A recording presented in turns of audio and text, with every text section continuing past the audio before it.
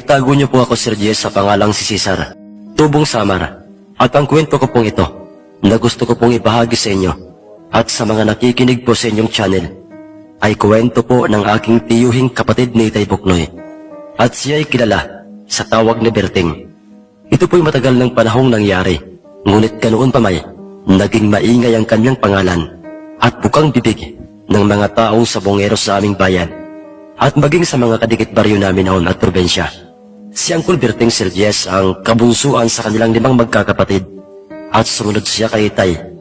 Ngunit itong si Uncle Berting ay kapatid lamang nila Itay Buknoy sa ina dahil magkaiba ang kanilang ama. Bagamat hindi purong kapatid nila Itay, si Uncle Berting, ngunit itinuring nila itong parang tunay na kapatid. Ipinaramdam nila Itay sa kanya ang pagmamahal bilang nakatatandang mga kapatid. Ngunit ayon kay Itay noong bata pa itong si Uncle Berting, ay wala naman silang naging problema rito. Naging isa itong mabait, masunurin at magalang na bata. Masipag, pero sa paglipas ng mga taon habang ito'y nagbibinata, ay meron na silang kakaibang napapansin sa kanya sa mga pagbabago ng kanyang pag-uugali at mga ikinikilos. Naging matigas na ang kanyang ulo at palasagot sa kanilang ina at maging sa kanilang 4 na mga nakakatandang kapatid niya. At doon natuklasan nila ang dahilan ng kanyang biglaang pagbabago. Dahil ito palang si Uncle Berting ay natuto ng magbisyo, uminom ng nakalalasing na inumin, manigarilyo at ang magsugal. Dahil sa impluensya ng kanyang mga kaibigan. Ngunit ganoon pa may, sa kabila ng kanyang mga pagbabagong yun, na kanyang ipinapakita sa kanyang mga nakakatandang mga kapatid, ay hindi pa rin nagsasawa sila Itay Buknoy na siya'y pagsabihan o pangaralan. Bunsong kapatid ka namin, Berting. Mahal ka namin na kahit pa iba ang iyong ama. Itinuring ka naming purong kapatid sa ina't ama. At dahil sa ikaw ay mahalaga sa amin kung kaya't anuman ang aming makita sa iyong mga maling ginagawa, ay hindi kami magsasawang pangaralan ka dahil kami ay natatakot na ikaw ay mapasama. Ang nooy payo ni Itay Buknoy sa kanya, ngunit para bang nagbingi-bingihan lamang ito o yung tipong parang wala bang naririnig. Ganoon pa may. Sa kabila ng lahat ng yon, ay hindi pa rin huminto sila Itay. Sa halip na sundin ni Uncle Berting o pakinggan sila Itay, ay parang mas lalo pa nga itong lumala. At yun ang rason kung bakit inatake sa puso ang kanilang ina. Nawala man ang kanilang ina, ngunit hindi man lang nagbago si Uncle Berting. Sa halip ay mas lalo pa nga itong lumala. Kung nooy uminom at manigarilyo lamang ang kanyang nalalaman, kasama ng kanyang mga kaibigan, ay natuto na rin siyang magnakaw o manulis sa mga may kayang pamilya sa aming bayan, maging ang magnakaw ng mga kalabaw, kambing at kung ano-ano pang mga uri ng mga hayop na pwedeng nakawin at ibenta. Naalarma na noon sila Itay Buknoy sa posibleng masamang kahahantungan ng buhay ni Uncle Berting. Hanggang sa dumating ang isang umaga noong merong nakarating na masamang balita kina Itay. Dahil, Kap, ano pong sadya niyo't ba't kayo naririto kasamang mga tanod? Buknoy, narito kami upang magbakasakaling baka naririto ngayon sa inyo si Berting, ang inyong bunsong kapatid. Wala siya rito, Kap. Mag-iisang linggo na siyang hindi umuwi rito. Kami nga'y masyado nang nag-aalala na baka kung anong nangyari sa aming bunsong kapatid. Kung ganoon, Buknoy, hindi pala nakarating sa inyong balitang kasama si Berting ng kanyang mga kaibigan nang patayin si Ginoong Ambrosio sa kabilang barangay. Ano? Oo, Buknoy. Kasama si Berting ng mga kaibigan niyang pumatay sa mayamang negosyanteng si Ginoong Ambrosio. At kung wala siya rito sa inyo, ay posibleng nagtatago na sila ngayon. Hindi lamang sa amin, kundi lalo na sa mga kapulisang humahanting sa kanila. Grabing alalahanin at takot ang nararamdaman noon nila Itay sa problemang kinasasangkutan ng kanilang bunsong kapatid na si Uncle Berting. Kung saang mga kakilala kamag-anakan namin noon, hinanap nila Itay si Uncle Berting. Ngunit walang makapagsabi o makapagturo kung nasaan na si Uncle at ang kanyang mga kaibigan. Anong gulo ito at problema itong pinasok mo, kapatid ko Berting? Maluhaluhang sabi ni Itay sa kanyang sarili. May ilang buwan at mga taong hindi na talaga nagpakita pa kina Itay si Uncle. Ngunit sa kabila ng lahat ng mga yon, ng mga pangyayaring yon ay ni minsan hindi nawalan ng pag-asa si Naytay. Umaasa silang buhay pa ang kanilang pinakamamahal na kapatid. At ito'y walang sawa nilang ipinapanalangin sa itaas. Lalo't ang higit nilang ipinagdarasal na sana'y magbago na ito ng kanyang maling mga ginagawa. Samantalang si Uncle Berting ayon sa kanya. Sa kanyang ikinwento kay Naytay, nang mawala siya sa aming bayan, kasama ng kanyang mga kaibigan, ay doon pala sila nagtungo ng kanyang mga kaibigan sa isang liblib na baryo. Ngunit sakop pa rin ng Samar. Sa baryo kung saan ay hindi ito nararating ng mga kapulisan dahil sa ito'y napakalayo sa sentro, lubak-lubak at maputik ang daan patungo sa nasabing baryong yon. Sa baryo ng mga taong kung ihahalin tulad ay baryo ng mga katutubo. Doon silang apat na kanyang mga kaibigan nagtago upang iwasan at takasan ang kanilang krimeng nagawa. At ayon pa kay Uncle Berting, nang sila ay naroon na sa lugar na yon, ay doon hindi niya inaasahang doon niya mararanasan ang mga kababalaghan ng mundo, kung saan ay hindi niya sukat akalaing yun pala ay totoo. At ang mga mismong kababalaghang nangyari sa kanila doon ay yun ang magiging daan upang siya'y matauhan sa mga maling kanyang ginagawa. Kakanggoryong, kami po ay nagpapasalamat sa inyo at kami po'y inyong tinanggap dito po sa inyong komunidad. Kasama po ang inyong mga nasasakupang mga katutubo. Tinanggap ko kayo rito bilang mga bisita sa loob ng ilang mga taon. 3 taon, di ba iyo? Berting, 3 taon kayo rito halos tumagal. Opo, Kakanggoryong. 3 taon na po. Kayo'y tinanggap ko't pinatira rito, hindi upang tulungan kayong takasan ng inyong mga krimeng ginawa. Tinanggap ko kayo rito dahil maayos naman kayong nakiusap. Pero mga iho, ito lang ang masasabi ko sa inyo. Ano po yun, Kakanggoryong? Iho, hindi pa huli ang lahat para sa inyo. Mga bata pa kayo. May panahon pa para kayo'y magbago, mga iho. Sumuko kayo sa mga pulis na naghahanap sa inyo. Bayaran nyo sa kulungan ang kasalanang nagawa nyo. At kung sakaling pala rin kayong makalabas ng kulungan, ay baguhin nyo na ang takbo ng inyong mga buhay. Itama nyo ang lahat ng mga maling ginawa nyo noon.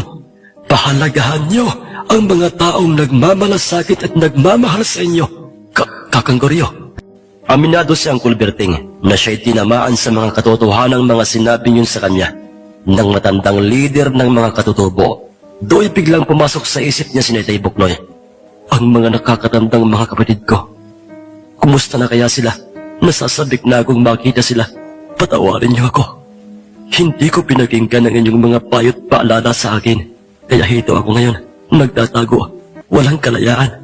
Ang sambit ni Uncle Berting sa kanyang sarili. Ngunit yun ay alam ng matandang katutubo. Dahil, hindi pa huli ang lahat, Iho Berting. Kung susundin mo ako sa mga sinabi ko sa iyo kanina, na kayo'y sumuko sa mga alagad ng batas, ay malaki pa ang tsansang kayo ay magbago, Kakanggoryo.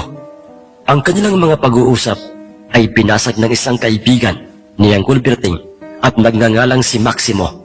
Makakuman po, Kakanggoryo. May tanong lamang po ako sa inyo. Maano yun, iyo? Kuwan po Matagal na po kaming naninirahan dito po sa inyong lugar. Magta3 taon na. Hindi po ba? Pero ang aming ipinagtataka, o ang ipinagtataka ko lamang po, yun bang nag-iisang kubo doon sa tuktok ng borol na yon, o sa mataas na parte ng lupang ito? Dito po sa lugar nyo. Kanino po bang kubo yon? Sino po ba ang nagmamayari noon? Ang tanong na yun, ni Maximo, kay Kakanggoryo, ay siya namang naging tanong ng 2 pa nilang kaibigan na sina Peter at Rogelio. Ang kuwan, mga iyo. Ang kubong yun ay walang nagmamay-ari. Matagal ng panahong nakatirik yan. Ano po, Kakanggoryong? Matagal ng panahong nakatirik dyan. Yang kubong yan pero hindi nagigiba. Papaano kung may dumating na malakas na unos o bagyo? Tiyak kong ililipad ng malakas na hangin yan.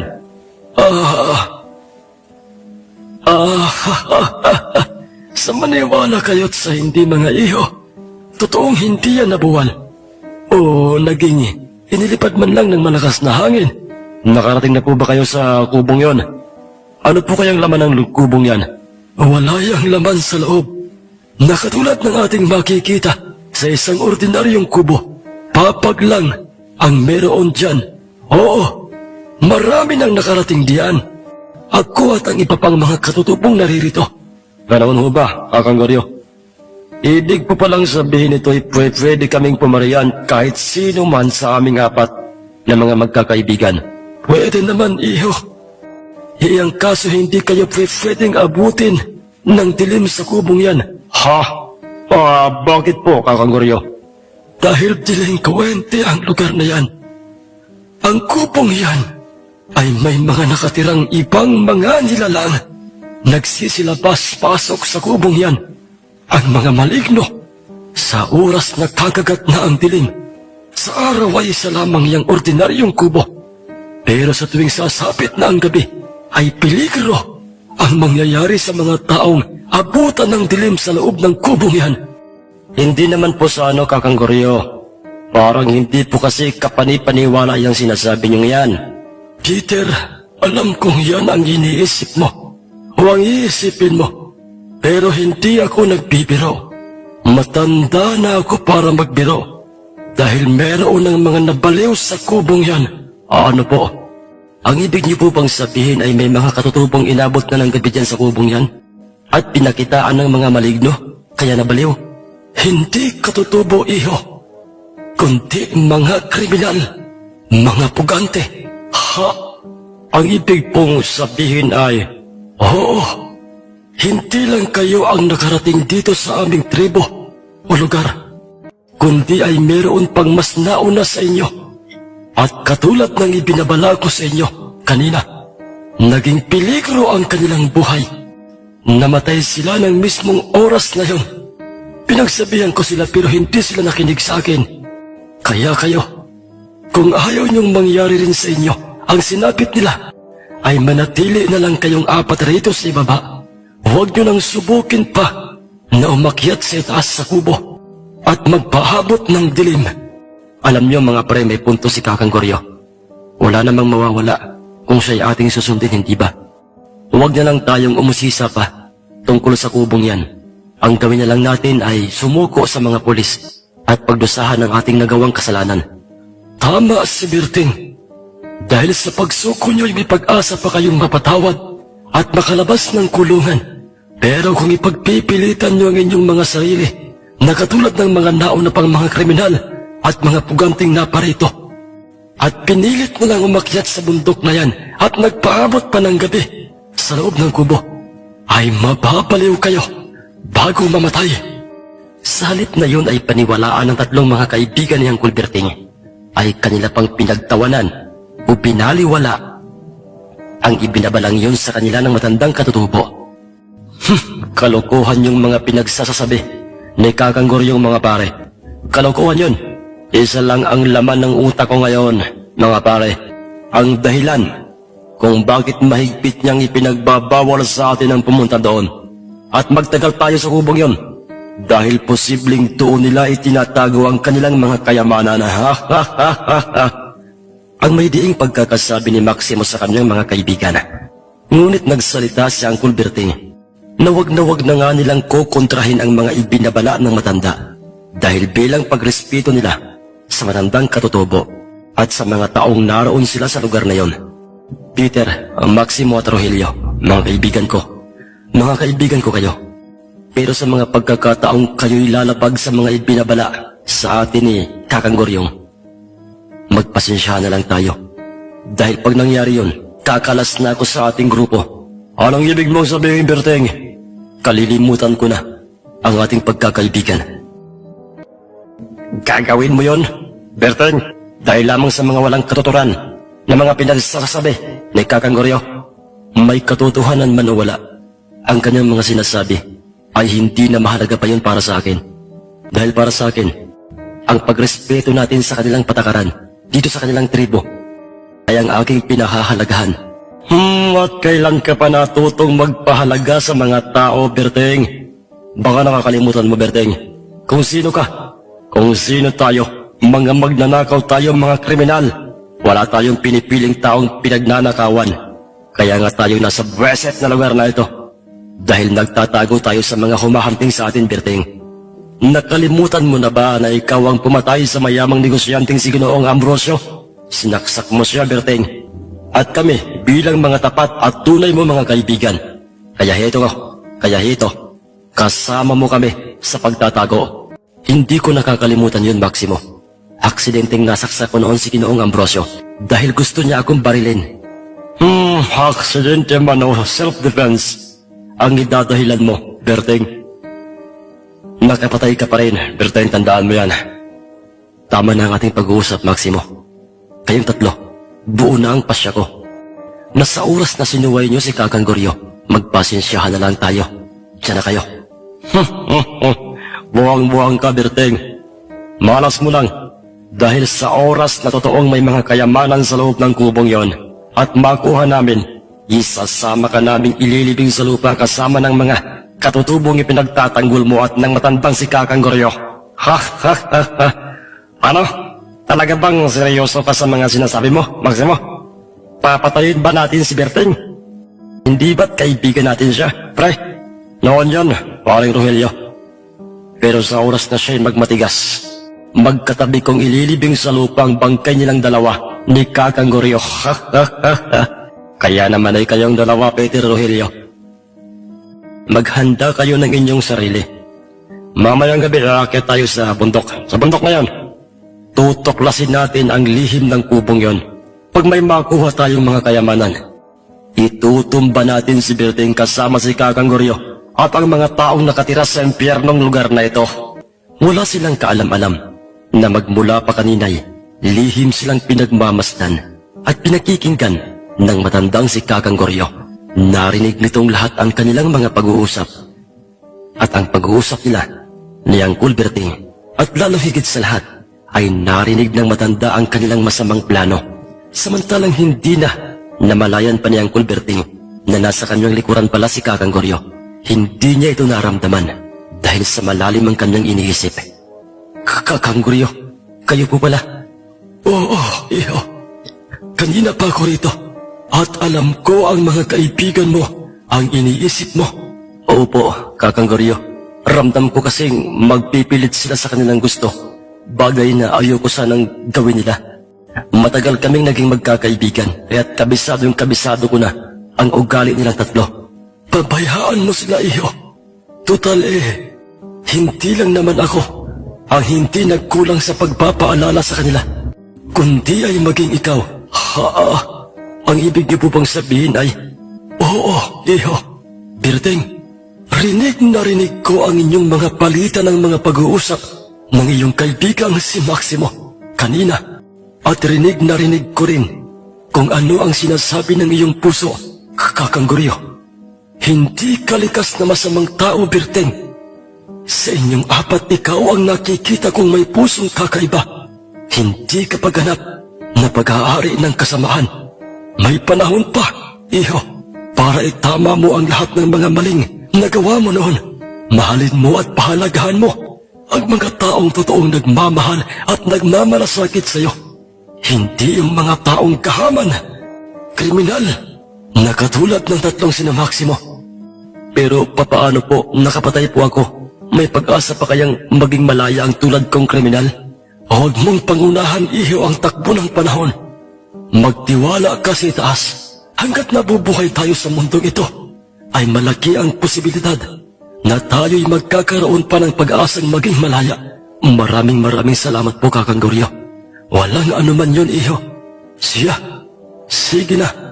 Maiiwan muna kita at ako'y magsasagawa pa ng ritual para sa ikapananatili ng kapayapaan sa aming tribo.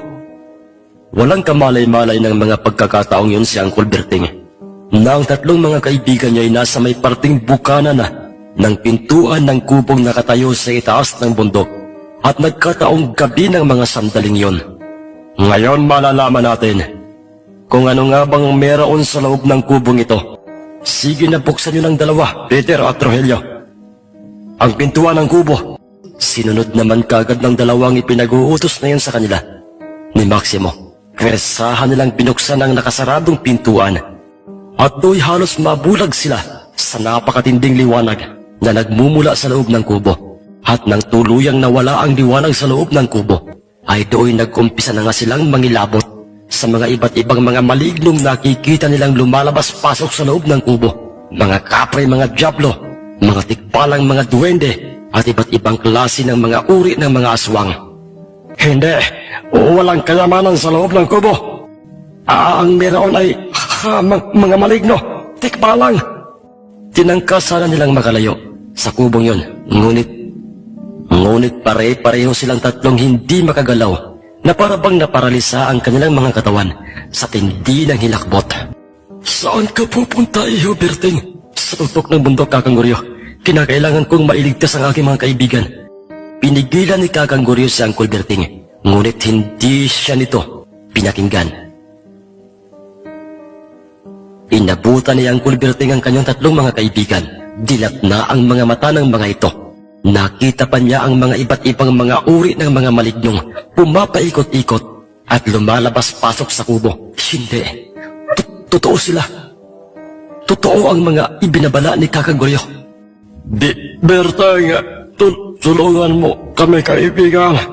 Huli na ang lahat nang dumating si Uncle Berting upang sana'y isalba ang kanyang mga kaibigan dahil sa patay na ang mga ito sa tindi ng hilakbot. Wala na ang mga kanina'y mga nakikita kong mga maligno sa pintuan ng kubong ito na nakabukas. Ngunit,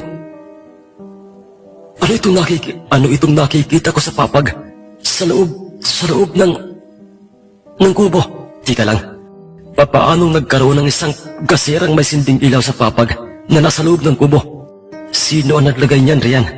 Pumasok si Uncle Berting sa loob ng kubo at doon isang bagay ang kanyang nakitang nakapatong sa papag. Katabi ng mismong gasirang nagliliwanag. Ano ito? Tika lang, pamilyar sa akin ang bagay na ito. Isa itong kasangkapang ginagamit ng mga magtatari. Isang tari at nakapasak sa kanyang kaluban.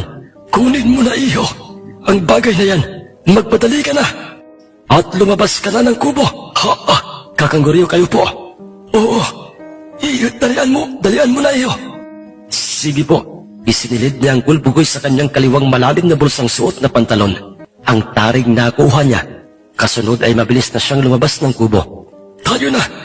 Tayo nang bumaba sa bundok na ito bago pa tayo abutan ng pagbilog ng buwan.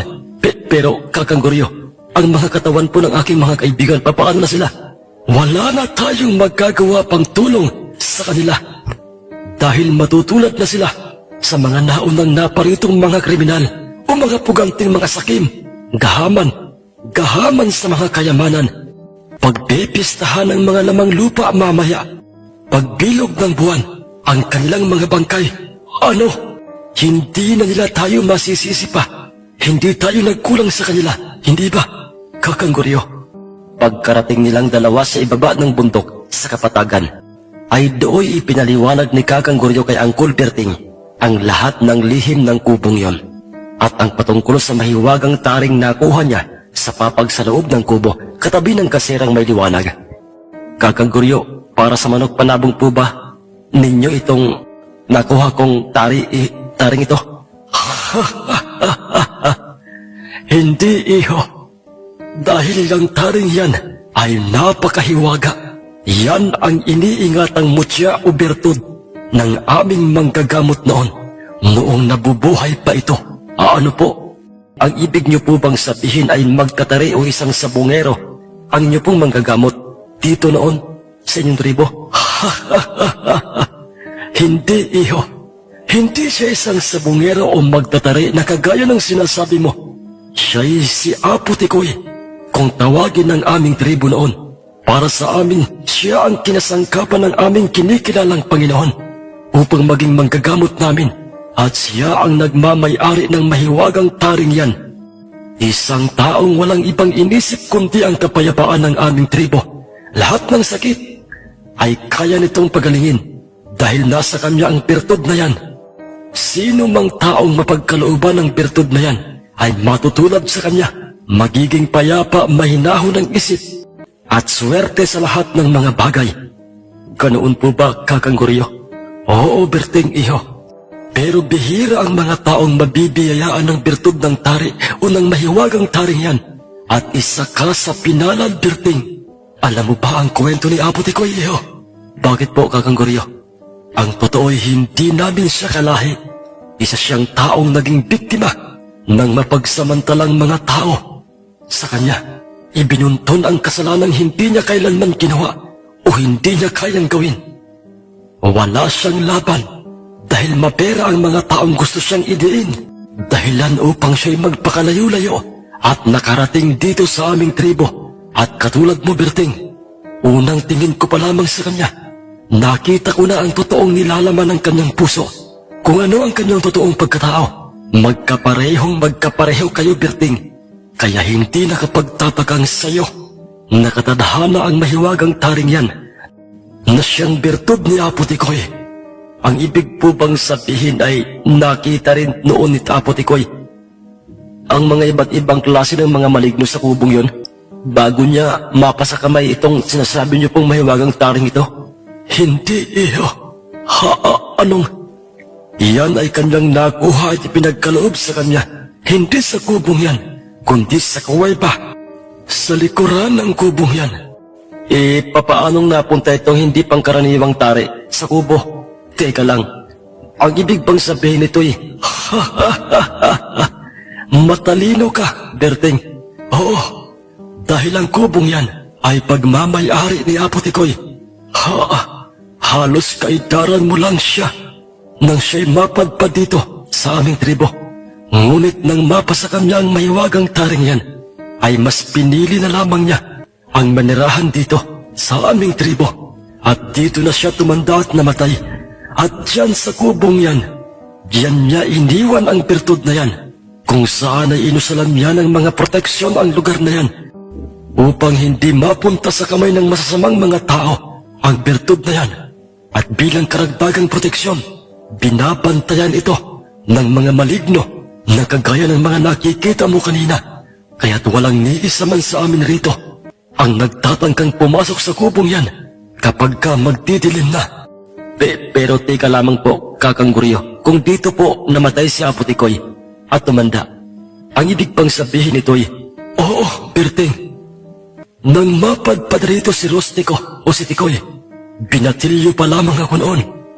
At ang aking ama, ang siyang pinuno pa noon dito sa aming tribo.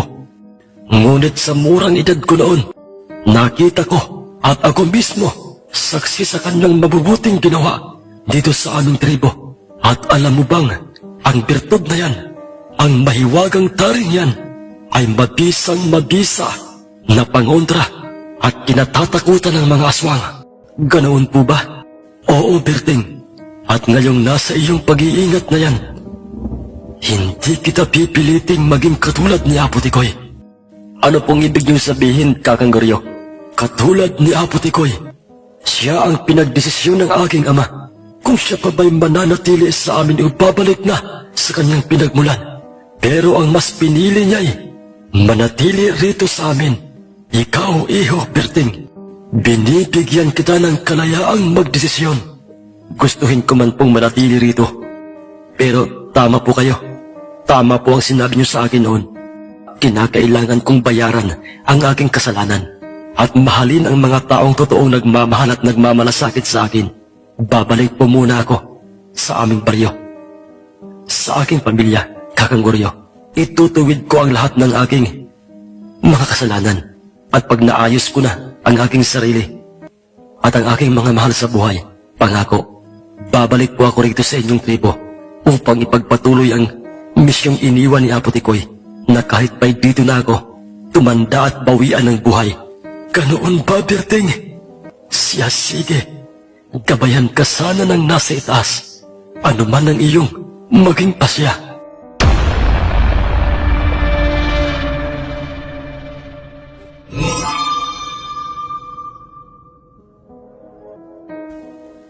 Siya, sige na, Iho. Magpahinga ka na muna. Ingatan mong mabuti ang bertud na yan ni Apo Tikoy. Uyang, mahiwagang taring yan. Opo, Kakang Goryo. Maraming salamat po sa inyo. At yung tungkol sa mga kaibigan mo, masakit man pero kinakailangan nating tanggapin ang katotohanang wala na sila. Pinili nila ang mamatay imbis na mabuhay. Nagpalipas na muna nang magdamag si Uncle Berting sa lugar na yon ng mga katutubo. Pinilit niyang kalimutan ang masaklap nilang kinahantungan at inisip na lang niyang masamang bangungot lamang ang lahat. Wala na siyang magagawa pa kundi ang tanggapin ang katotohanang patay na ang mga ito o ang kanyang tatlong mga kaibigan. Kinaumagahan, ang nakatakdang araw na si Uncle Berting ay pabalik na sa aming baryo upang itama ang lahat ng kanyang mga naging kasalanan at makipagkasundo na rin kina Itay Buknoy. Isang pangyayari o tagpo ang kanyang nakita at halos hindi niya ito mapaniwalaan dahil Nakapag-almusal ka na ba, iyo, Berting? At nakapaghanda ng iyong mga dadalhin at maging ng iyong sarili? Opo, Kakang Goryo. Nasa loob na po ng aking maliit na bagbag ang aking mga kasuotang bagong laba at ang birtud ni Apotikoy ay nasa aking malalim na bulsang pantalong suot na ito.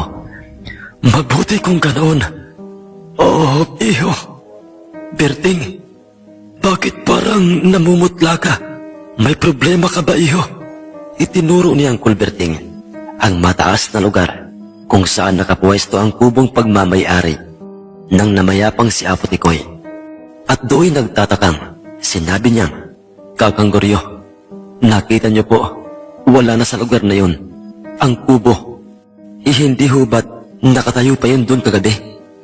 Dahil, iyo, katulad ng sinabi ko sa inyong apat noon, patungkol sa lugar na yan, delinkwente ay, o puno ng mga kababalaghan ang lugar na yan. Wala na riyan ang birtud ni Apotikoy. Nasa sayo na. Kaya't ano pa ang silbi ng kubo riyan ni Apotikoy, hindi ba? Ganoon ho ba, Kakang Goryo? Siya sige na, iho. Magpatuloy ka na sa paglalakbay. Pabalik sa inyo, iho. Ito ang palagi mong pagkakatandaan, iho. Bakit po, Kakang Goryo? Huwag na huwag mong ilalayo sa katawan mo ang mahiwagang taring yan. Huwag na huwag mo ring ikwe-kwento sa iba yan o ipagsabi kahit kanino man, kahit sa pamilya mo. Maliit lang yan. Hindi yan katulad ng isang ordinaryong tari na ginagamit ng mga sabungero o mga magtatari. Kaya't kayang-kaya mo yang itabi o idikit palagi sa anumang parte ng katawan mo. At magmula ngayon, ay marami ka pang matutuplasang mga kakaiba o mga hiwaga sa kung ano ang magagawa sa buhay mo o kung ano ang magiging bahagi ng birtud na yan sa iyong buhay. Maraming salamat pong muli, Kakang Goryo, sa mga paalala at mga tulong mo na ginawa mo sa akin dito po sa inyong tribong ito. At pagkatapos na makapagpaalam ni Uncle Berting sa kanilang lahat, ay nagpatuloy na nga siyang naglakad o nagtakbay pabalik sa aming lugar.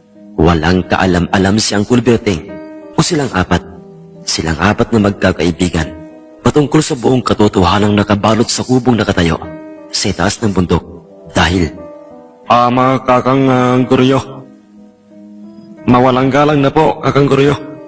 ang do'y tanong ng isang katutubong katiwala ni Kakang Goryo. Bakit gatol? Kakang Goryo, bakit hindi niyo po sinabi o ipinagtapat kay Berting ang katotohanan patungkol sa kubong kanilang nakita na ito isa lamang imahinasyon?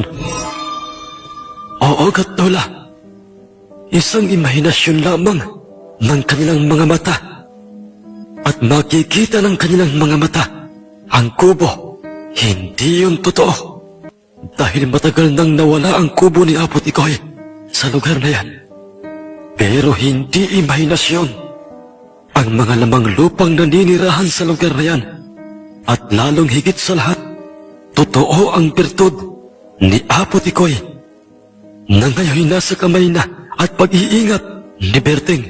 Hindi ko yun sinabi kay Berting upang mas pahalagahan pa niya at ingatan ang birtud ni Apotikoy. Hayaan na lang natin siyang paniwalaan. Paniwalaan niyang totoong may kubo siyang nakita sa lugar na yan. Kanaon ho ba, Kakang Goryo? Ano po ang ating gagawin ngayong wala na sa lugar na yan ang birtud ni Apotikoy mamumuhay tayo ng simple, nagkakaisa, at hintayin na lang natin ang pagbabalik rito ni Berting. Dahil sayo ng kanyang ipinangako sa atin. Walang kaalaman si Uncle Berting na ang aming lugar na kanyang iniwan noon ay ibang-iba na sa lugar na kanyang kinamulatan noon. Marami na itong pagbabago dahil sa meron ng mayamang taong naninirahan na sa aming lugar. At ito na ang naghahari-harian sa amin noon. Siya ay si Ginoong Alvaro, ang mayamang sabongero. Malaki at malawak ang lupaing kanyang nabili sa aming pareho. Marami itong mga tauhan at maimpluwensyang tao. Ngunit hindi ang kanyang pagiging mayaman o maimpluwensyang tao ang labis-labis na ikinababahala ng aming mga residente sa aming pareho, kundi ang kanilang ikinababahala noon kay Ginoong Alvaro ay ang kanyang masamang ugali. Malupit ito, matapang, mabagsik sa aming mga kabaryong ayaw sumunod sa kanyang ipinagagawa, at kabilang na Sinitay Buknoy, ang nakasaksi sa kanyang pagiging salbahe. May ka pala si Buknoy. Bakit po, Ginoong Alvaro? Naparito ako sa inyong tahanan dahil sa napaka-importante kong sadya sa inyo. Diretsuhin niyo na po ako, Ginoong Alvaro, dahil sa marami pa po akong tatrabahuin sa bundok. Huwag kang magmadali, Buknoy. Ayoko sa taong kausap ang bastos. Ginoong Alvaro, hindi naman po sa ako'y bastos. Sinasabi ko lamang po ang totoo. Nakikita niyo naman sigurong nakabihis ako ng kasuotang pambundok at merong sukbit na itak, kaya po malinaw pong ako'y patungong bundok. Buknoy, huwag ka na munang umahon sa bundok. Mamaya ka na umahon sa bundok. Pagkatapos nating mag-usap, dahil sadyang napaka-importante ng ating pag-uusap na ito. Kung yan po ang gusto niyo, sige po. Pinapasok ni Itay Buknoy si Ginoong Alvaro sa loob ng aming bahay, kasama ang kanyang tatlong mga alalay. Ipagtitimpla pa sana sila ni Inay ng maiinom na kape. Ngunit tinanggihan niyo ni Ginoong Alvaro. Ngunit nabanaag ko noon sa itsura ni Itay Buknoy ang mga katanungan at pagtataka kung ano ang importanteng sadya ni Ginoong Alvaro sa kanya. Ano po bang importanteng sasabihin niyo, Ginoong Alvaro?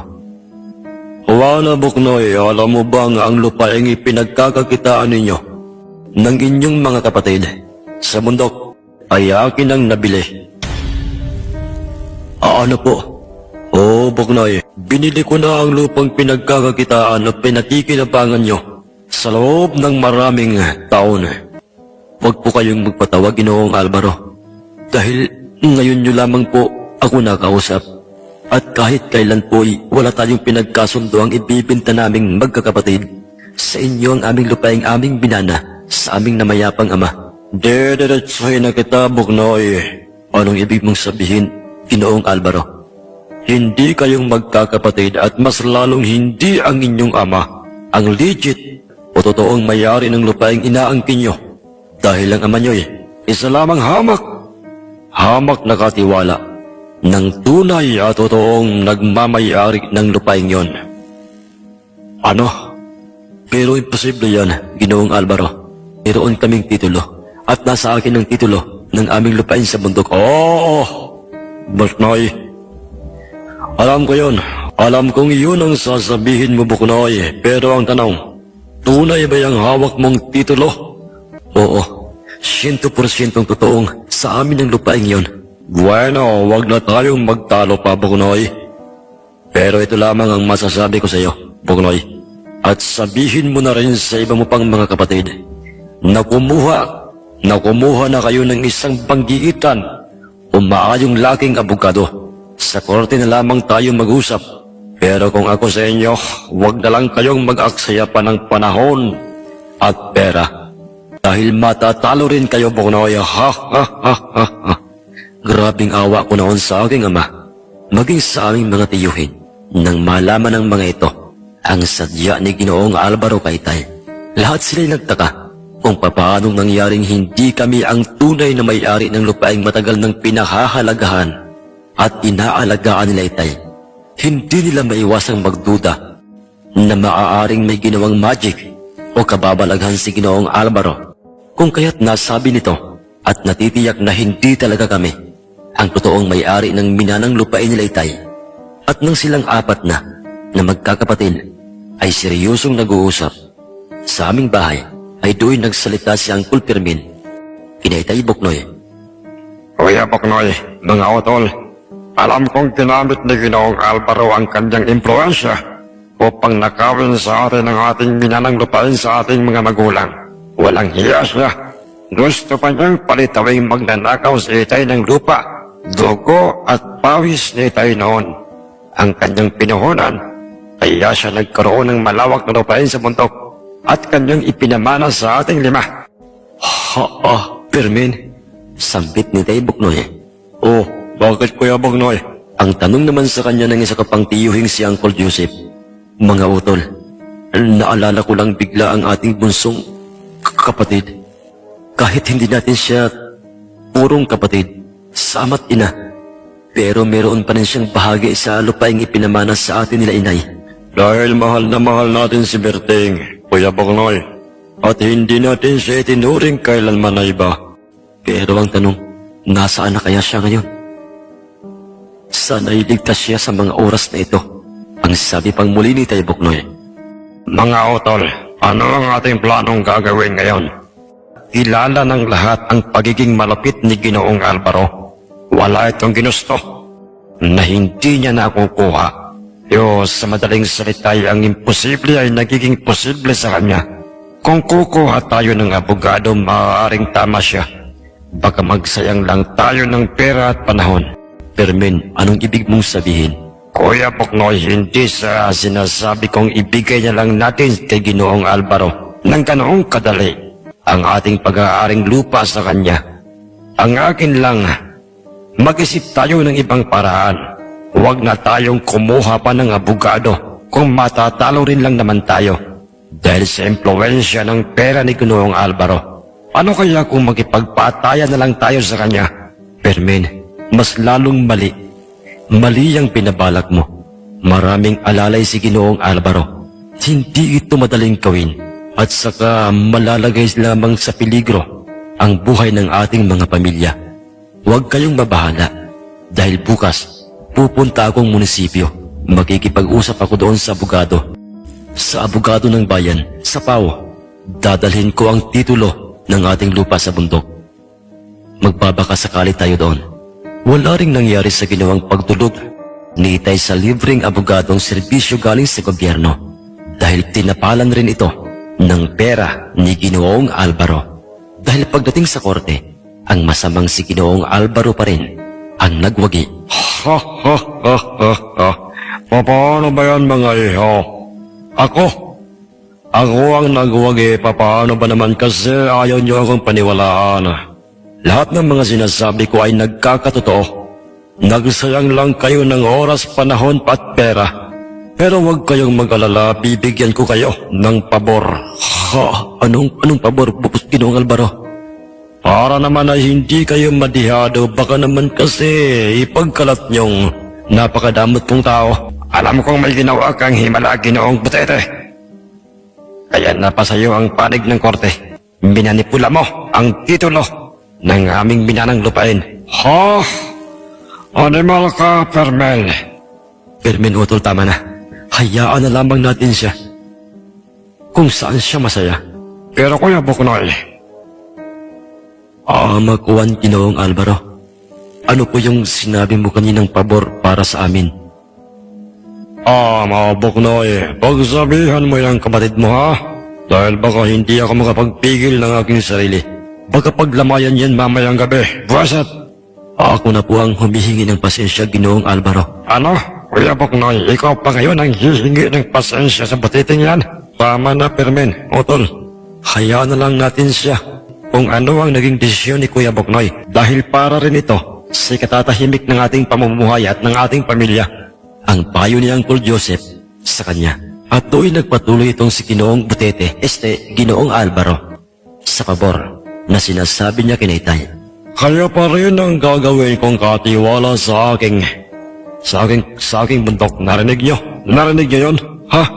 Sa aking pag-aaring lupain sa bundok na binili ko sa totoong may-aring si Mr. Leopoldo. Mr. Leopoldo?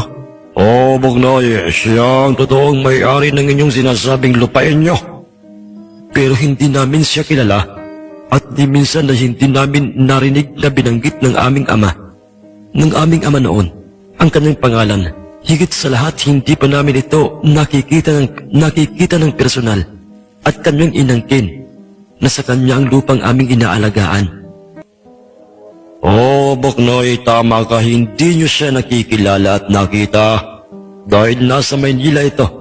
At saka ang kanyang ama ang nagpamana sa kanya ng totoong titulo ng lupa. Nakita nyo naman siguro ito, mas legit o totoo. Ang titulong ito, mas luma o mas nauna kaysa dyan sa inyong piniking titulo. Oo, ano? Payag na ba kayo sa gusto ko? Kayo ang mamamahala sa aking lupain sa bundok pero sa akin nyo iingriso. Ang mga pagkikinabangan natin, hati tayo sa lahat ng mapapakinabangan nyo. Mapakopra man ito o maging sa iba pang magiging produkto. Mas mainam na yun, hindi ba? Kaysa naman sa kayo'y palayasin kung walang mapapala ni isang pisong doling. Ha, ha, ha, ha. At dahil nga napamahal na kinaitay ang lupang yon, kung kaya't masakit man para sa kanilang isipin na sila na totoong may-ari ng lupa ay magiging alipin mismo doon sa mismong kanilang minanang lupain. Sa kahamang si Ginoong Alvaro ay pumayag na lang sila dahil sa mayroong prinsipyo at rason si Itay.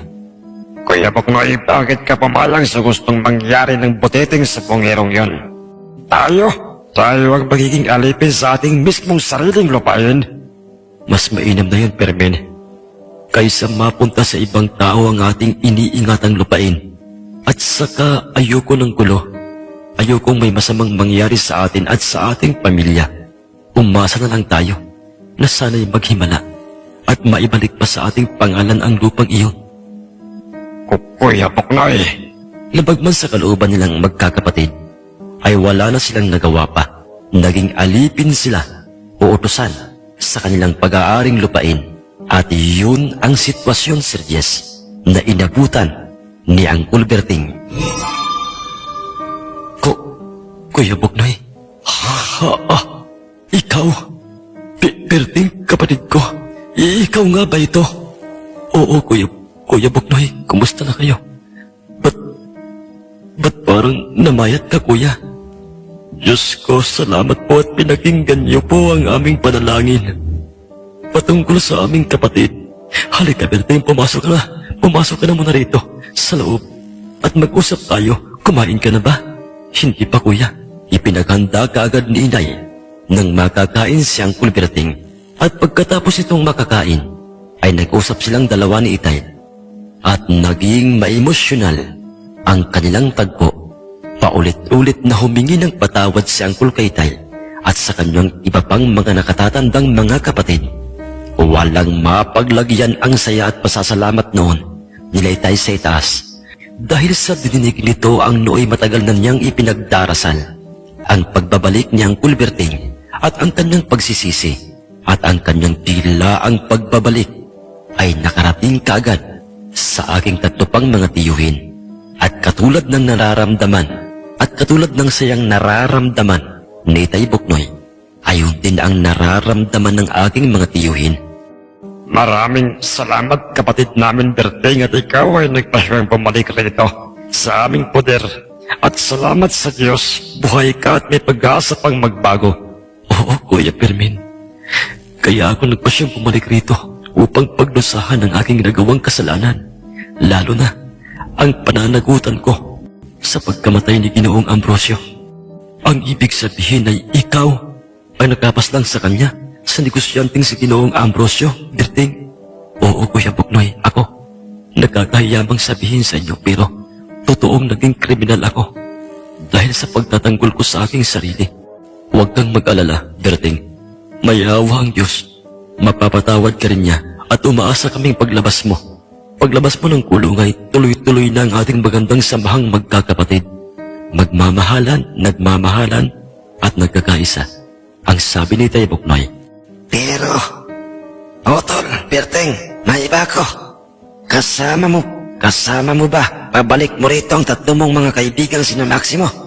At saka, saang lugar kayo nagtago? Napabuntong hininga ng malalim si Uncle Berting bago niya sinagot ang mga tanong na yun sa kanya ni Uncle Victor. Iyan ang malaking problemang iniisip ko ngayon.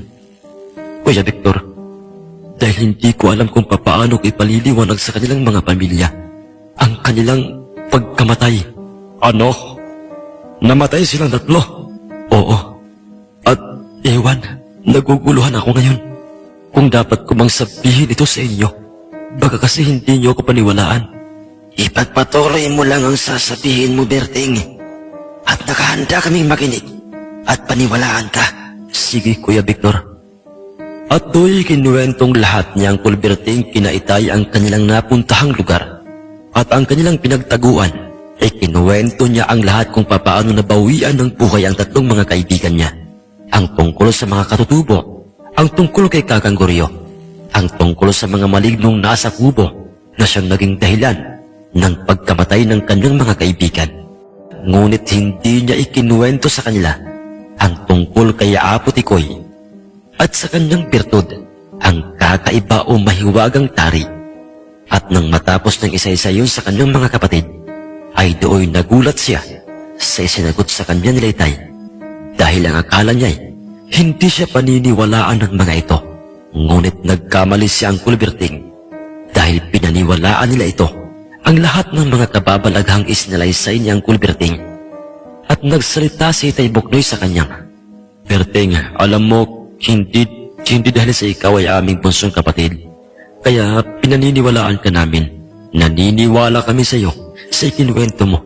Dahil ang totoo ang mga kababalaghang nangyayari sa mundo. Totoo ang mga engkanto, ang mga aswang o kahit na anong mga nilalang. Nagkakaiba lang ang mga ito sa mga layunin. Katulad nating mga tao, meron sa kanilang nasa panig ng liwanag at meron ang iba'y nasa paggawa ng masama. Tamang lahat ng mga sinabi ni Kuya Buknoy Berting. Totoo sila. Totoo ang mga nakikita mong yun, mga lamang lupa, o kahit na mga engkanto o mga aswang. Kung ganoon mga kuya, naniniwala kayo sa akin? Oo, Berting. At dahil dyan, naisip kong hindi makabubuti sa iyo. Naikwento mo yan sa pamilya ng iyong mga kaibigan, na ang mga maligno ang dahilan ng kanilang pagkamatay. Ano? Bakit po Kuya Buknoy? Dahil maaaring ikaw ang pagbibintangan nilang pumatay sa tatlo mong mga kaibigan.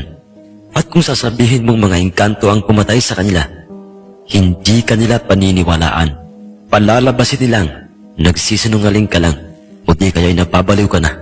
Kung ganoon po Kuya Buknoy, ano pong isasagot ko sa kanila? Sa oras na itanong nila sa akin, o hanapin nila sa akin ang aking mga kaibigan. Magsinungaling ka, Berting. Pare-pareho nating alam na masama ang magsinungaling. Pero kung kinakailangan, ay wala tayong ibang mapagpipilian. Utol Berting, yun ang gawin mo. Sabihin mo sa kanilang mga pamilya. Kung sakasakali lang naman na magtatanong ang mga ito sa iyo, na kayo'y nagkanya-kanya ng pinagtataguang lugar, yun ay kung sakaling tanungin kanila. Sinunod naman ni Uncle Berting ang payong yun sa kanya ni Itay. Dahil sa alam niyang ang kanyang kapakanan, ang iniisip nila Itay. Ng mga sandaling yon, sa kabila ng malaking problemang gumugulo sa isip nila Itay, patungkol sa aming lupaing ninakaw ng gahamang si Ginoong Alvaro, ay nagawa pa rin nilang magsaya. Nagdiwang sila, nag-inom ng tuba ng gabing yon. At doon nahalata ni Uncle Berting ang problema nila Itay. Napilit nilang ikinukubli kay Uncle Berting. Mga kuya, bakit parang may kakaiba kong aurang nararamdaman sa inyong mga itsura? Bakit, Otol Berting? Kuya Fermin, parang sa kabila ng mga ngiti at kasiyahang nakikita ko sa inyo, ay para bang may naaaninag akong nakatagong lungkot. Mga kuya, sabihin niyo sa akin, mayroon bang problema sa ating pamilya? Otol Berting, dahil masaya kami dahil bumalik ka na rito para magbagong buhay. Pero hindi namin maiiwasang malungkot dahil bukas hindi ka na namin makakasama sa gantong inuman. Dahil baka makulong ka na. Ganun, parang ganun nga. Kuya Fermin, alam ko at inaasahan ko na yun. Alam kong malulungkot kayo. Pero iba, iiwan ko ba? Pakiramdam ko'y bukod do'y meron pang iba. Sige na, Kuya Buknoy. Ikaw na ang bahalang magpaliwanag kayo, Tol Berteng. Dahil alam naman nating malalaman rin niya ang totoo. Dalapat naririto na siya. Joseph? Bakit Kuya Joseph? Kuya Buknoy? Ano pang dapat kong malaman? At tuwing nagsalita na nga si Itay kay Uncle Berting. Kuha no, Tol Berting. Ang ating lupain sa bundok ay wala na. Ano? Anong wala na, Kuya Buknoy? Paano nangyari yun? Maraming nagbago magmula nang umalis ka rito.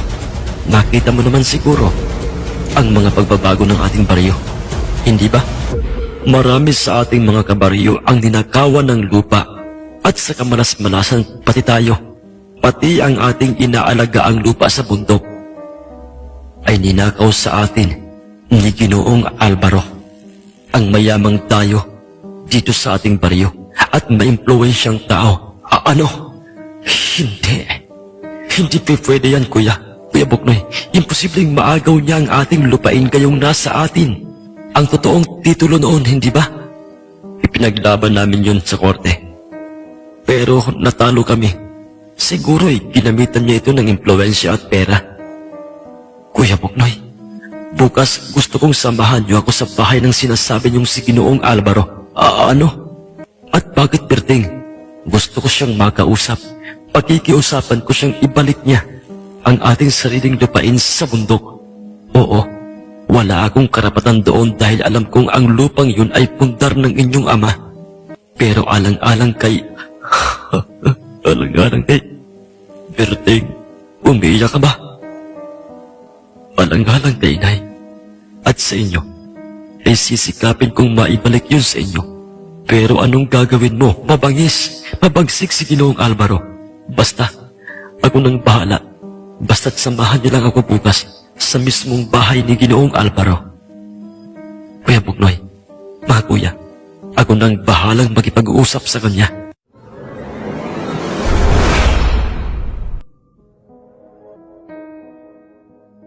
Kinaumagahan ay kumalat na nga sa aming lugar na si Uncle Berting na isang kriminal ay bumalik na sa aming baryo at iyon ay mabilis na nakarating sa kaalaman ng mga tanod sa aming punong barangay, sa mga pulis at sa iniwang pamilya ni Ginoong Ambrosio. Samantalang pagtataka naman ang nakaagaw ng pansin kay Uncle Berting nang makita niya ang bawat bakuran o likurang parte ng mga tahanan ng kanyang tatlong mga nakatatandang mga kapatid na si Uncle Fermin, Uncle Joseph at si Uncle Victor. Dahil mga kuya, anong ibig sabihin nito? Ba't kayo'y merong mga nakataling mga sasabungin sa inyo-inyong mga bakanting lupa sa likurang bahagi ng inyo-inyong mga bahay? Kayo ba'y natuto na ring magsabong? Yun ang tanong ni Uncle Berting sa tatlo kong mga tiyuhin. Dahil ang pagkakaalam niya sa mga ito'y walang hilig na mag-alaga ng mga panabong, lalong-lalo na nga si Itay Buknoy. Kuha na, Berting. Yang mga nakikita mong mga nakataling mga panabong na yan ay pambenta namin. Nauuso na kasi rito sa ating baryo, maging saan mang lugar, ang mag-alaga at magbenta ng mga makaklasing mga panabong. At pag minsan, pag-ibig naming magsabong, ay nagdadala kami ng isa sa aming mga alagang mga panabong sa sabungan at hinahanapan namin ito ng kanyang makakapareho. Ang sagot sa kanya ni Uncle Victor, bagay na mabilis namang naunawaan ni Uncle Berting. Papaano, Tol Berting? Tayo nang magpatuloy na pumaroon sa bahay ni Ginoong Alvaro, ang wika ni Itay Buknoy, at magkakasama na nga silang 5 na naglakad patungo sa direksyon ng bahay ni Ginoong Alvaro. At sa daan ay nakasalubong nila Itay ang pamilya ng 3 mga kaibigan ni Uncle Berting. At katulad ng inaasahay, Inusisa siya ng mga ito kung bakit hindi kasama ni Uncle Berting ang tatlo niyang mga kaibigan. At kagaya ng kanilang pinag-usapan nila Itay at Uncle Berting, ay nagsinungaling nga si Uncle Berting sa mga ito sa paraang sinabi niyang nagkanya-kanya silang apat na maghanap ng lugar na kanilang pagtataguan upang hindi sila mahuli ng magkakasama, bagay na pinaniwalaan naman kaagad ng kanilang pamilya. Ngunit napansin ni Itay Buknoy ang lungkot sa hitsura ni Uncle Berting. Kung kaya't, Ama, Utol Berting, alam ko kung ano ang nasa isip mo, nakukonsensya ka dahil hindi mo inamin sa kanila ang totoong nangyari kina Maximo. At sa iyo pang dalawang mga kaibigang naging biktima ng mga kababalagan sa lugar na inyong pinagtaguan. Hindi ba? Oo, Kuya Buknoy. Ganoon na nga. Alam mo Berting, totoong masama ang magsinungaling, pero kung kinakailangan at dala ng mga pagkakataon, ay wala tayong ibang mapagpipilian kundi ang magsinungaling upang hindi tayo ang mapagbalingan ng galit sa kasalanang hindi naman talaga natin ginawa. Alalahanin mo ang ikinuwento mo sa amin, kasalanan nila, kung bakit sila napahamak sa lugar na yon. Hindi ba? Matigas ang kanilang mga ulo. Hindi sila naniwala sa mga kababalaghan sa lugar na yon, hindi ba? Naliwanagan naman kagad doon si Uncle Berting sa mga sinabi sa kanya na yon ni Itay Buknoy. At nung sila'y makarating na nga sa mismong bahay ni Ginoong Alvaro, ay do'y napansin kagad ni Uncle Berting ang kakaibang aura o pakiramdam niya sa malaking bahay ni Ginoong Alvaro. Hindi. Ano itong kakaibang pakiramdam na nararamdaman ko sa bahay na ito? Ba't parang ngayon lang ako nakaramdam ng ganito? Magmula nang mapa sa akin ng bertod ni Apo Tikoy. Hindi. Tama ang sabi sa akin ni Kakang Goryo na mararamdaman ko pa ang mga hiwaga o bisa ng bertod na ito sa aking buhay sa paraang may mga kakaibang presensya akong nararamdaman sa loob ng bahay na parang presensya ng isang ibinilanggong maliit na nilalang. Ang sabi ni Uncle Berting sa kanyang sarili, bagay na mabilis namang nahalata nila Itay Buknoy, kung kaya't, Berting, ano bang nangyari sa'yo? Ba't pinagpapawisan at ikaw ay natutulala riyan? Habang nakamasid sa malaking bahay ni Ginoong Alvaro, wala kuya. Wala, mayroon lamang akong biglang naalala. At nang bumukas na nga ang malaking gate, ay pinapasok na nga silang 5 ng bantay sa malaking bahay. At hinanap nila ang matandang si Ginoong Alvaro. Anong sadya nyo? Sino yung kasama nyo, Buknoy? Bago lamang sa akin ang kanyang itsura. Ang sabi ni Ginoong Alvaro. Kuwan po, Ginoong Alvaro, siya si Berting, ang aming bunsong kapatid. Ganoon ba? Pamilyar sa akin ang kanyang pangalan. Kung hindi ako nagkakamali ay siya ang usap-usapang tulisang pumatay kay Ginoong Ambrosio, hindi ba? Nagkatitigan si Itay Buknoy sa mga sinabing yun ni Ginoong Alvaro. Ngunit ang tumugon kay Ginoong Alvaro ay mismong si Uncle Berting at kanyang sinabing, Opo, Ginoong Alvaro, ako yun. Ako ang sinasabi mong tulisang pumatay kay Ginoong Ambrosio. Ganoon ba? At bakit kasama niyo siya rito, Buknoy? Ba't kasama niyo rito ang tulisang kriminal na ito? Huwag niyong sabihin gusto niyong pagnakawan rin ako nitong inyong kapatid. Wes, kung yun ang binabalak mo o binabalak niyo, mga iyo, ay huwag niyo nang ituloy pa dahil hindi ako ang taong basta-basta lang. Nakikita mo naman siguro, iyo. Berting, kung gaano kahigpit ang seguridad ng aking malaking bahay, hindi ito basta-basta mapapasok ng kahit pa sino mang ekspertong tulisan. Sumagot kagad sa kanya si Uncle Fermin at sinabi niyang, Nagkakamali po kayo, Boss Alvaro. Hindi yan ang pakay namin sa'yo, lalo na ang aming bunsong kapatid. Naparito siya dahil nakiusap siya sa aming formal siyang makikipag-usap sa'yo. Naibalik mo na sa amin ang lupang talaga ng mga pag-aari namin. Bobo ba kayo? Kayong magkakapatid? O talaga namang sadyang mahirap lang talagang umunawa yang mga utak nyo. Hindi kayo o ang mga magulang nyo ang totoong may-ari ng lupaing sinasabi nyo. Katiwala lang ang inyong ama ng totoong may-ari ng lupang yon. Idinaan na natin ito sa tamang proseso ng batas sa korte. Pero hindi pa ba malinaw sa inyo ang inyong pagkatalo? Kahit sino pang Pulsyo Pilato ang dalhin nyo rito at iharap sa akin, ay hindi na magbabago pa ang desisyon ko. Sa akin ang lupang yon. At kung tutuusin, maswerte pa nga kayo dahil kayo pa rin ang mag-aalaga sa lupang yon. At makikinabang, hindi lamang ako, kundi kayo. Tapos ganyan pa ang gagawin nyo, pilit nyong ipinapalabas na mga agaw ako ng lupa ng ibang tao, ha? Ang totoo ay kahit pa'y nanggigigil na noon, sila itay Buknoy, sa matabang matanda, ay pilit pa rin nilang ikinakampante ang kanilang loob. Lalong-lalo na nga, si Uncle Berting.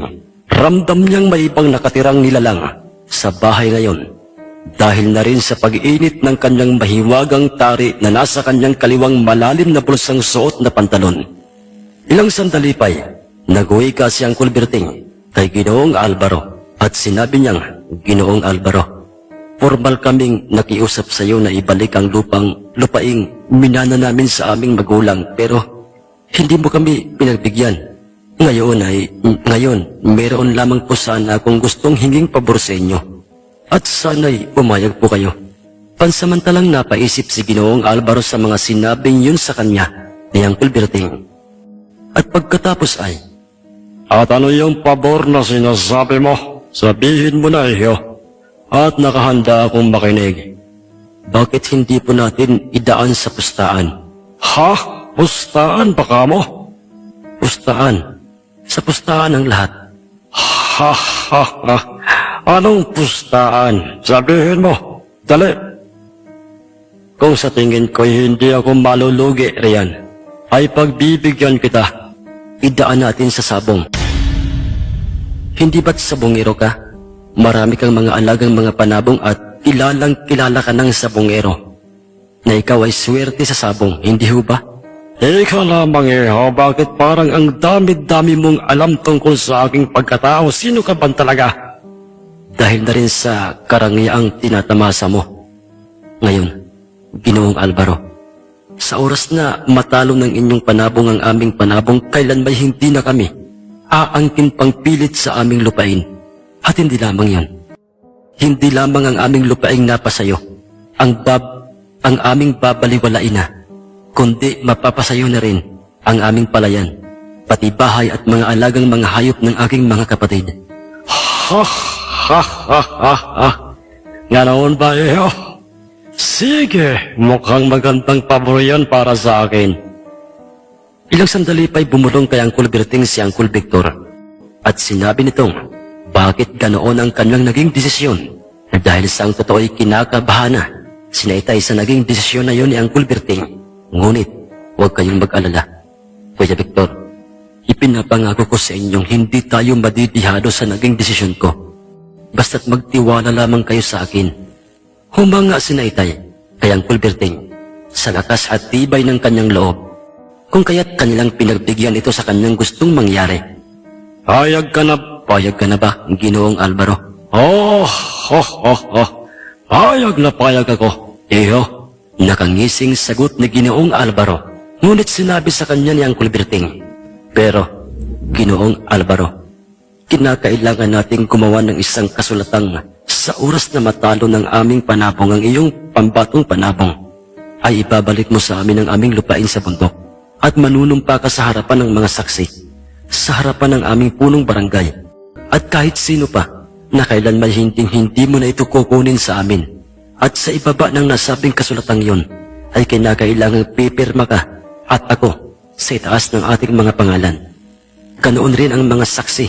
Pasensya na po, Ginoong Alvaro. Kinakailangan rin naming maging mautak. Mas lalo pang ang humbanga sinaitay sa pagiging matalino kung mag-isip ng Uncle Berting. Ibang-iba na ito kung ikukumpara noong una at inisip nila itay na ibang Berting na ang kanilang kapatid na bumalik sa kanilang puder. Sige ho. Berteng, nakuha mo ang loob ko. Nakuha mo ang hilig ko. Alam mo bang bilib ako sa iyo at ako'y nagtataka sa iyo? Dahil parang nababasa mo kung ano ang gusto ko. Dahil yan talaga ang gusto ko magmula pa noon ang magsabong bukod sa perang pusta. Ay meron pang pustang lupa at mga ari-arian. Pero kailan natin gagawin ang pinaplano nating magaganap na sabong at pustahan ng ating mga panabong? Ikaw na po ang bahalang magpasya, Ginoong Alvaro. Pero kung ako ang masusunod, ay gusto kong sa lalong madaling panahon. Sige. Sige Gusto ko ngayong darating na Sabado gagamitin ko ang aking impluensya para ideklara. Ideklara ni Kapitan na magkakaroon ng sabong sa araw ng Sabado. At ang ating mga panabong Berteng ang unang paghaharapin. Ang sabi pang muli ni Ginoong Alvaro kay Angkol Berting. Ngunit pinulungan si Angkol Berting ni Itay Buknoy at sinabi niyang, Pero Berting, papaano kung bukas o mamaya-maya lang ay hulihin ka na ng mga pulis at ikulong sa kasalanang ginawa mo? Kalmado naman siyang sinagot ng seryoso ni Angkol Berting at sinabi niyang, alam kong yun ang inaalala niyo, Kuya Buknoy. Pero iwan ko ba? Pakiramdam ko'y malabong mangyari yun. Utol? Berting, ba't mo nasabi yan? Magtiwala kayo mga kuya. Hindi ako makukulong dahil may taong sa tingin ko'y tutulong sa akin. Kung ganoon, sino? Sino siya? Berting, mamaya malalaman niyo kung sino ang taong tinutukoy ko at yak magugulat kayo. Pagkatapos to'y nagbika itong si Ginoong Alvaro kay Angkol Berting at sinabi nitong, Ama, Berteng.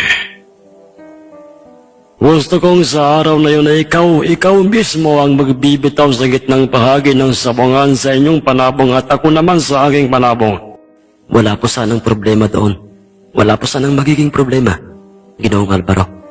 Masaya po sana yun na tayong dalawa ang magkasama at magkasabay na magbibitaw sa ating mga panabong, pero bahala na. Pag hindi ako ay pwede namang kahit sino sa aking tatlong mga kuya ang pwedeng magbitaw sa aming panabong. Bakit Bakit? Hindi ka ba dadalo sa araw na yon? Hindi po ako sigurado na ako po'y makakadalo. Dahil maaaring mamaya paglabas ko rito sa inyong malaking bahay ay nakaabang na sa akin sa labas ang mga pulis upang hulihin ako at dalhin sa kulungan. Nagulat sila, Itay. Sinagot ni Ginoong Alvaro dahil, Hindi ka makukulong, Bakit po, Ginoong Alvaro? Dahil ngayon mismo pupuntahan ko ang naiwanang pamilya ni Ginoong Ambrosio.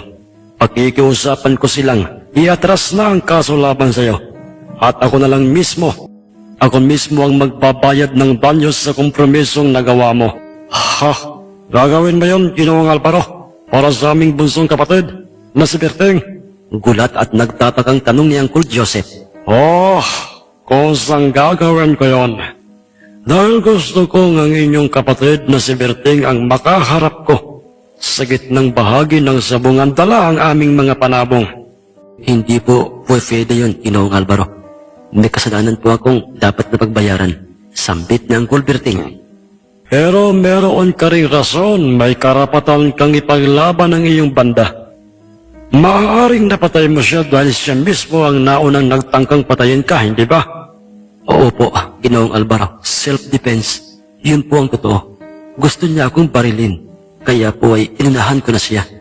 Kung ganoon, kukuha ako ng kakilala kong banggiitang abogado o maayong laging abogado. Malaki ang posibilidad na mapawalang sala ka at hindi maikulong. Salamat po, Ginoong Alvaro. Pagkatapos ng kanilang mga pag-uusap na yon, ay nagpasya na silang magpaalam na. Sa matanda, malaking pagtataka ang pare-parehong nasa isip nila Itay Buknoy. Dahil papaanong bigla-bigla na lamang umamo at naging maayos kung makipag-usap sa kanila si Ginoong Alvaro. Ibang-iba na ito kung ikukumpara noong una, noong hindi pa si Angkol Berting ang kasama nila nang kausapin nila ito. At nagawa pa nitong tulungan si Angkol Berting sa kanyang kasong haharapin. Marami rin silang napapansing kakaiba kay Angkol Berting. dahil parang naging isa na itong misteryoso sa kanyang ikinikilos at maging sa kanyang pananalita.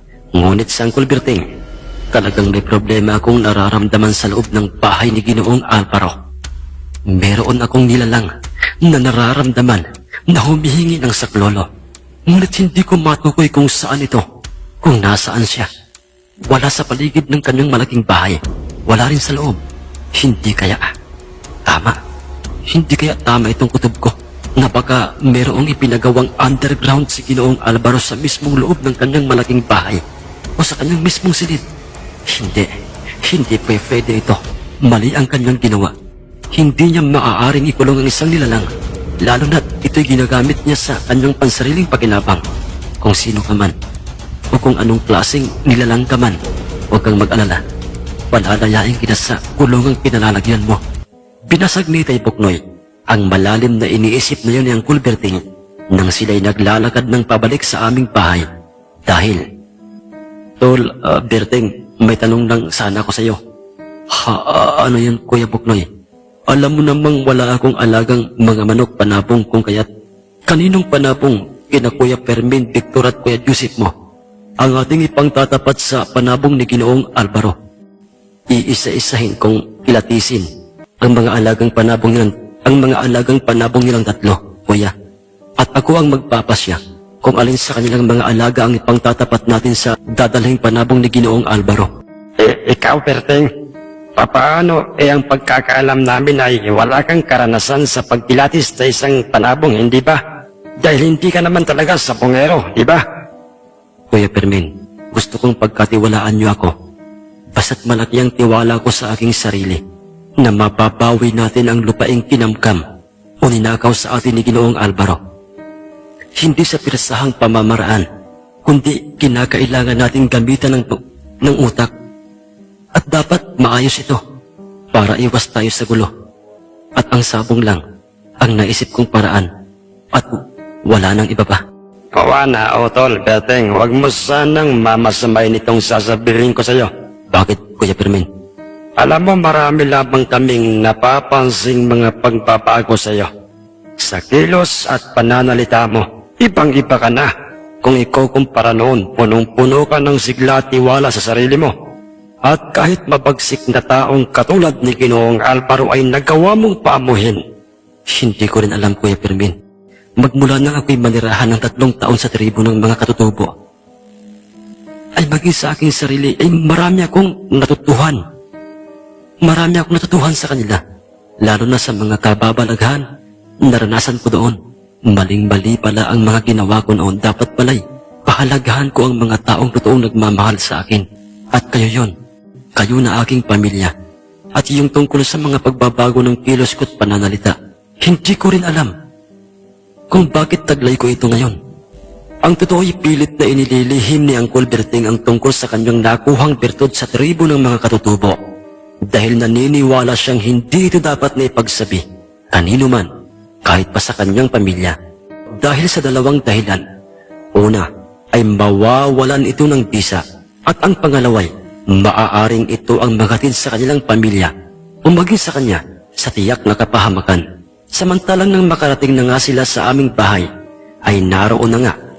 Nakikita na nga nila ang grupo ng mga tanod sina Kapitan at ang mga kapulisang naghahanap kay Uncle Berting. To make the story short, sumama si Uncle Berting sa mga pulis patungong presinto. Ngunit sinabi niya sa kanyang mga kuya o kinaitay na huwag silang mag-alala sa kanya. Dahil kinakailangang mangyari ang ganoon sa kanya. Ngunit hindi siya papayag na hindi niya depensahan ang kanyang sarili sa nangyari kay Ginoong Ambrosio. 3 araw lang ang itinagal ni Uncle Berting sa kulungan ng aming bayan dahil sa tulong ni Ginoong Alvaro. Hindi nito ginamitan ng impluwensya at pera. Ang korte, maging ang pamilya ni Ginoong Ambrosio, idinaan niya ito sa tamang proseso ng paglilitis na ipanalo ng abogado ni Uncle Berting ang kaso laban sa kanya. Ganap ng malaya si Uncle Berting, bagay na ipinagpasalamat nila itay. Pasensya na po kung hindi man po ako makukulong, pero kinakailangan ko pong depensahan o ipagtanggol ang aking sarili sa paraang magsabi po ng totoo. At may karapatan rin po at mayroon din po akong karapatang kumuha ng abogadong siyang hahawak sa aking kaso. Ang mahinahon at magalang na pagkakasabi ni Uncle Berting sa naulilang pamilya ni Ginoong Ambrosio. Papaano iho, Berting? Malaya ka na. Bukas makalawaw sa isang araw. Mula ngayon, ay ang araw na ng Sabado ang araw ng paghaharap ng ating mga panabong. Ang tustahan hindi lamang sa pera kundi ang tustahan natin ng palayan, mga hayop nyo, at ng inyong mga lupaing binili ko sa inyo. Nakahanda ka na ba iho? Sa araw na yon, maging ang iyong mga nakakatandang mga kapatid? Opo, Ginoong Alvaro. Bueno, magkita-kita na lang tayo sa ating mismong sabungan sa ganap na 2:00 ng hapon. Sige po, Ginoong Alvaro. Berteng, sumama ka sa amin sa bahay. Ikaw na ang magpasyang pumili at kumilatis kung aling panabong ang ating ipangtatapat sa mapipiling panabong ni Ginoong Alvaro sa araw ng ating napag-usapan. Pagkarating nilang 5, sa likurang bahagi ng bahay ni Uncle Fermin, ay inisa-isang sinuri kinilatis ni Uncle Berting ang kanyang mga nakataling mga sasabungin. Ngunit wala siyang magustuhan sa mga ito. Mabibigat ang mga katawan ng mga ito at parang wala sa kondisyong magipagpakpakan. Umalis sila sa bahay ni Uncle Fermin at pumaroon sila sa bakanting lupa ni Uncle Joseph. Ngunit katulad sa mga panabong ni Uncle Fermin, lulugo-lugo ang mga panabong ni Uncle Joseph. Sipunin pa ang iba sa mga ito at mga bata pa, o sa madaling salita ay alanganin pang isabong. Do'y mas lalo pa silang nagtaka sa kanilang bunsong kapatid. Dahil dinaig pa sila nito na kumilati sa isang panabong. Kung ito ba'y pwede ng isabong, higit sa lahat ay kung meron ba itong kakayahang maipanalo ang kanyang magiging laban. Dahil sa iyon ang pinakang importante sa isang dadalhing panabong. At ang huling backyard na kanilang pinuntahan ay ang mga alagang mga nakataling mga panabong ni Uncle Victor. Pagpasok nila sa pintuan ng kanilang bahay, ay kumulapag na kaagad ang ubaning mayahin ni Uncle Joseph. Ipinapagaspas nito ng paulit-ulit ang kanyang mga pakpak at bahagyang umaangat sa lupa ang kanyang mga paa. At nang ito'y huminto, ay naglakad itong marahan, papalapit sa kinatatayuan ni Uncle Berting. 3 beses nitong tinuka-tuka ang hinlalaking kuko ng kaliwang paa ni Uncle Berting. Marahang yumuko si Uncle Berting at kanyang buong ingat na hinawakan ng napakaamong ubaning mayahin ng Uncle Victor, dahilan upang magtaka si Uncle Victor dahil papaanong naging maamo kay Uncle Berting ang kanyang ubaning mayahing yon. Isamantalang ang pagkakaalam niya'y matapang ito. Katunayan, siya mismo, kahit siya'y pinapalo nito, at yun ay kanyang nabanggit kay Uncle Berting. Isa lamang ang ibig sabihin niyan, Kuya Victor. Anong ibig mong sabihin, Berting, Otol? Itong ubaning mayahing ito. Ito na, ang ipangtatapat natin sa panabong ni Ginoong Alvaro. Nakatakda na siyang isabong ngayong darating na Sabado. Panahon niya, sa araw na yun. Ang nuisambit sa kanila ni Uncle Berting, habang hinihimas niya ang mga balahibo ng ubaning mayahin. Malaki ang aming tiwala sa iyo, Berting Otol. Hindi dahil sa ikaw ay aming kapatid, kundi ay yun ang totoong nararamdaman namin ngayon. Ngayon pa lamang, ay nakikita ko nang maibabalik na sa atin ang lupaing ninakaw ni Ginoong Alvaro. Ang mayroong paniniguradong pagkakasabi ni Tay Buknoy. Hindi lamang ang ating lupain ang mapapasa atin, Kuya Buknoy. Maghanda tayo ng ating mga sarili. Dahil hindi lamang pamilya natin ang ating kinakailangang tulungan. Ang seryosong pagkakasabi ni Uncle Berting, bagay na ikinagulat nilang lahat. Bakit, Utol? Bakit, Utol Berting? Kung sakasakaling papalarin tayo at magsusunod-sunod ang tagumpay ng ating mga panabong, may itatanong lang ako sa inyo at sana'y bukal sa inyong kalooban ang isasagot nyo sa akin. Sige, Otol, ano yun? Sabihin mo at makikinig kami sa iyo. Hindi sa ako'y nagmamagaling o pinipilit ko kayong ako na bunsong kapatid nyo, ang sundin nyo. Panganay kayo sa akin, kaya't kailanman hindi mawawala ang pagrespeto ko sa inyo. Kung pakikinggan niyo ako at susundin ang gusto ko, ang gusto kong mangyari, ay marami pa tayong matutulungang mga tao. Babawiin natin ang mga lupang pinamkam ni Ginoong Alvaro sa iba pang mga nalinlang niyang mga tao. Maganda ang layunin mo, Otol Berting. Kaya't walang dahilan upang kami ay tumanggi. Tutulong kami sa nais mong mangyaring pagtulong sa kanila. Pero papaano? May naisip na akong paraan, Kuya Victor. At malalaman nyo ang sagot sa Sabado ng hapon, pagkatapos ng laban ng ating mayahin sa panabong ni Ginoong Alvaro. Sumangayon silang lahat o silaytay sa mga sinabing yun ni Uncle Berting. At pagkatapos no'y nagkanya-kanya na silang umuwi sa kanilang mga tahanan. Matapos na maikulong ni Uncle Victor sa kanyang ginawang kulungan ang ubaning mayahin. Dahil sa ayon kay Uncle Berting, hindi ito maaaring masirinuhan o mahamugan bago sumapit ang kanyang laban. At kinakailangang alalay lang ang pagkaing ibibigay ni Uncle Victor para sa kanya. Sa sinaunang bahay nila lolo at lola o sa mga magulang nila Itay Buknoy, doon mag-isang nakatira si Uncle Berting. At kinagabihan ng mismong araw na yon, dinalaw si Uncle Berting ng isang makahulugang panaginip. Tulungan mo ako, kaibigan. Tulungan mo ako. Sino? Anong klaseng nilalang ka? Ba't ka nakalagay sa loob ng karapong may maliliit na mga butas? Teka, isa kang tama. Isa kang puting duwende. Oo, isa akong puting nuwente giginulong rito sa kusilyang ito upang paginabangan ng isang masamang taong sa Kings gahaman sa kayamanan. Teka lang, pamilyar sa akin ang iyong aura. Anong lugar ito? Hindi lumilindol. Naglalaglagan ang mga lupa sa lugar na ito. Hindi. Panaginip. Isang panaginip, pero alam kong yun ay totoo. Isang mabait na puting duwende ang nangangailangan ng tulong ko. At tamang hinala ko, base sa aking panaginip, ang pagguho ng lupa at mga bato ay isa lamang ang ibig sabihin noon, nasa underground. Ang lugar kung saan itinago ang kaawa-awang puting duwende, Ginoong Alvaro. Malinaw na sa akin ang lahat ngayon. Alam kong ikaw ang may pakana ng lahat ng ito. Ikaw at wala nang iba pa.